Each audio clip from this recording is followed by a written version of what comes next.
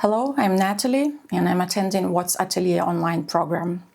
I've just finished their Drawing Fundamentals courses, and in this video I want to show you all of their supplies that I've been using for those courses. So let's jump straight into it. The first supply is the pencil. I went with their recommendation and got a Conte 1710B charcoal pencil. It needs to be sharpened in a very specific way with a very long tip, which is not easy to do. So I've been practicing and I have a few of them here at various degrees of perfection. This is what an unsharpened pencil looks like.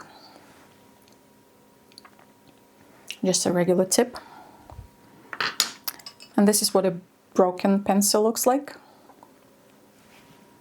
And I have a whole box of them here. This is what the box looks like. And then to sharpen the pencils, I'm using this razor blade. And I have a whole box of them here. For kind of a finishing stage of sharpening and to fine-tune the tip, you can use this block of sanding paper and you just tune the pencil on it like so. I have a kneaded eraser that you can mold to any shape you want, which is very handy. You can also use it as a subtraction tool. One thing that is not on the official list, but that I find very handy, is a precision eraser.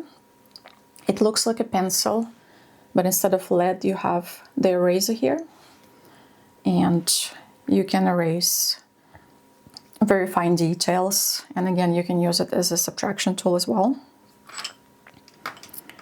Okay, and I store all of these items in this wooden box. This is what it looks inside. All right, I also have this grayscale or value finder tool, which is useful to make sure that your values are correct. All right, so that's that. And then for the paper, they recommend newsprint paper, which is what I have. I have a pad of Strathmore newsprint here. This is what it looks like. So this is an 18 by 24 size in smooth texture. It has to be smooth. And this is what it looks like on the inside. Just regular newsprint. It's a little bit fragile. You need to handle it carefully if you want to preserve your drawings. The only issue I find with this is that it buckles and then it's hard to make smooth shadings. And so, yeah, I don't know how to fix it. Haven't figured it out yet. To save some money, I've also gotten kind of a larger bulk stack of those newsprint sheets from Blick. This was a pack of 500. And they're way cheaper than their Strathmore one. And it works for me. It's a little bit more, I would say it has a little bit more tooth than their Strathmore, even though this was also a smooth texture. But it doesn't bother me. But once again, it kind of buckles. So yeah, I don't know what to do with that. And then to hold your pad or your loose sheets of paper, you can use a sketchboard. This is what it looks like.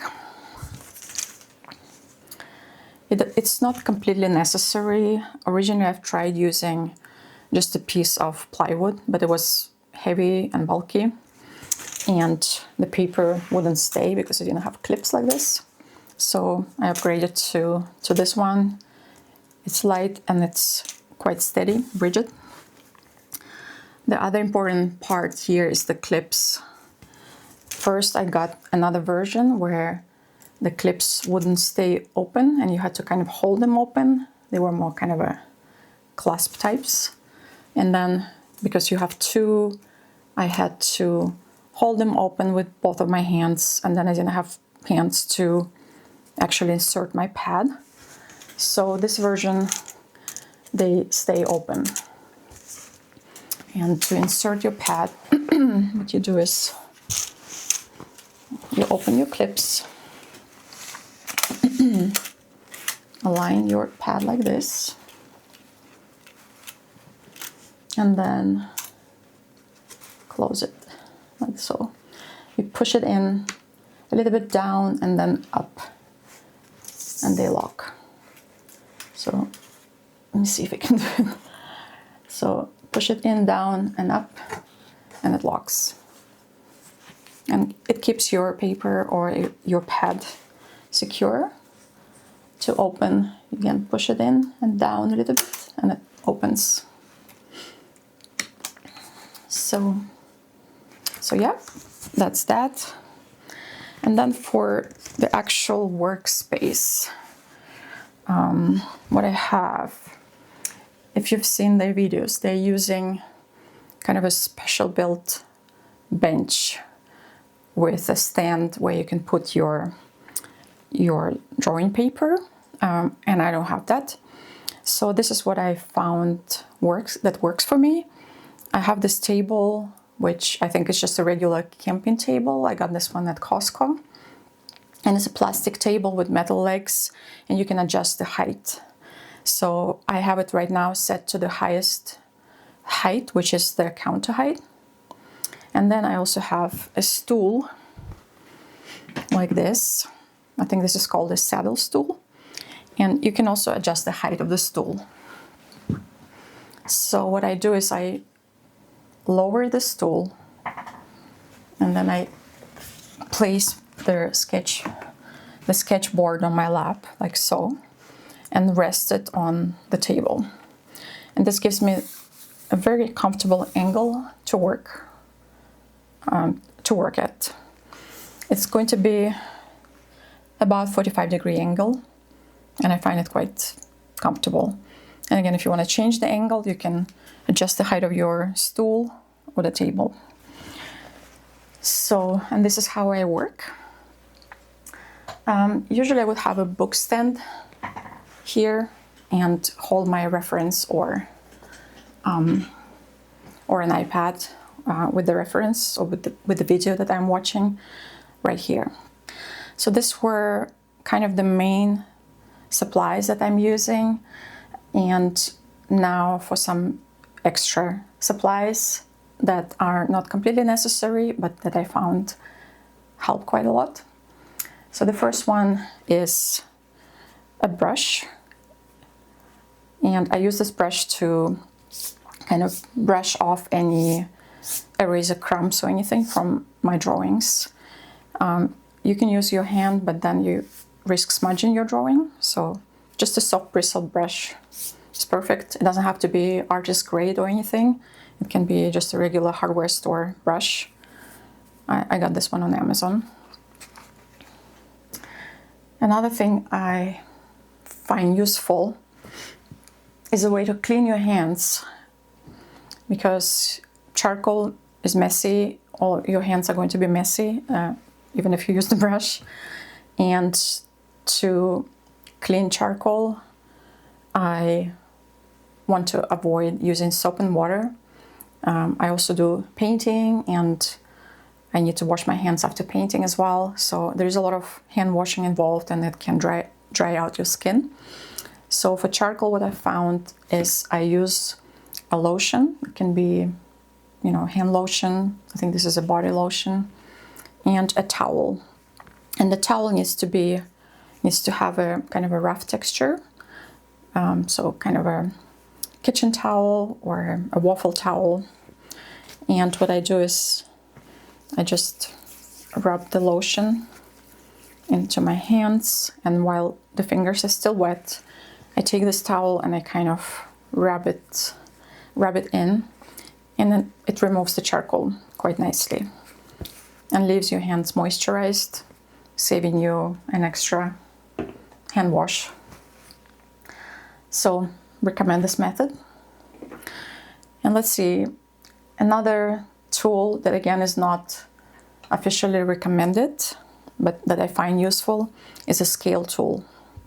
If you don't know what a scale tool is a tool like this. So basically 2 sticks that are connected together with a screw. I think it's a wing nut and a screw. And there are holes here so you can change the position of the screw. And what it does is it allows you to transfer a drawing from your source to your drawing paper in proportion. So you would calibrate this tool by moving the knob and make sure that this size, which will be the source, and this one, which will be the destination, that they match the sizes that you have. And then you can kind of measure your source and apply it to the destination. And then if you have another object that you want to measure, you can adjust the size and plop it on your paper. So the only thing is I don't use this tool to actually make my drawing. I use it to check my proportions after I've done the drawing. So you still want to draw using just your eyes and try to estimate all of the sizing. So you don't want to use this tool to kind of remove that practice because it's important. But just to make sure that you don't get too far in your drawing, say spend half an hour shading and everything, and only then realize that, oh, I have, there's a problem with the proportion somewhere. You can use this to kind of check your work before you go too far. So the way I'm thinking is if you were to take a regular class, the teacher would come by and correct your mistakes before you went too far. And when you're taking the online program, you don't have that kind of immediate feedback. So this is a good way to check your proportions. So I have this big version of this tool and a small one. The small one, I think, is a little bit too small for this size of paper. You can't get that big of a drawing, but you can get, if you're drawing ahead, you can still use it if you want. This one, my husband is 3D printing on his 3D printer, and I actually sell it on my website because I couldn't find this size of the tool anywhere online. So if you want one, I have it. All right, so I think that's all I have. These are all of the supplies that I'm using for the Drawing Fundamentals course. And if you're still here, thank you very much. If you have any questions or comments or suggestions, please leave them down below, and I'll see you in the next one. Bye-bye.